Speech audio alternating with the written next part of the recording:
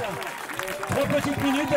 Marie-France s'occupe de la défense des droits de l'homme et des femmes et des enfants. Donc on lui donne la parole. 3 petites minutes. Merci Marie-France. Merci. Bonjour. Donc je voulais juste dire que sur Montpellier, il y a eu plusieurs mouvements sociaux au cours de ce quinquennat.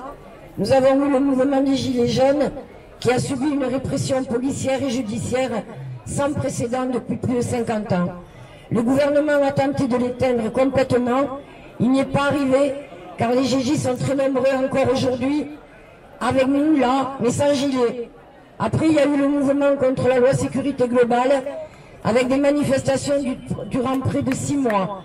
Malgré ces manifestations, seuls 5 articles ont été retoqués par le Conseil constitutionnel.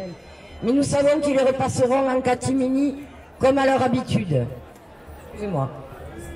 Ce mouvement ne sera efficace, l'antipass, que grâce à notre union, car leur technique pour nous supprimer, c'est la division.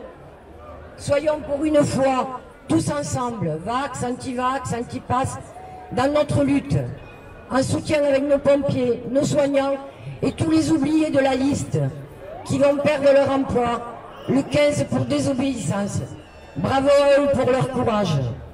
Nous souhaitons monter un collectif éphémère, car il ne durera que le temps de notre contestation.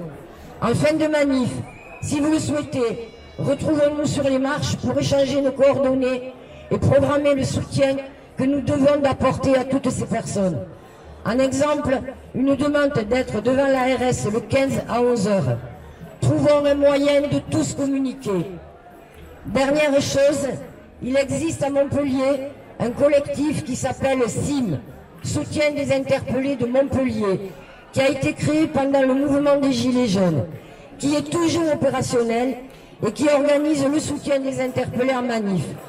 Vous avez un site Facebook, c'est un rond jaune écrit en noir, où vous aurez toutes les directives en manifestation et en cas d'interpellation.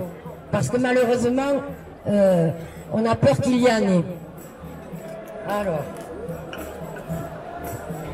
parce que le jour où le petit roi, depuis sa tour d'ivoire, décidera d'arrêter notre mouvement, la répression se mettra en place.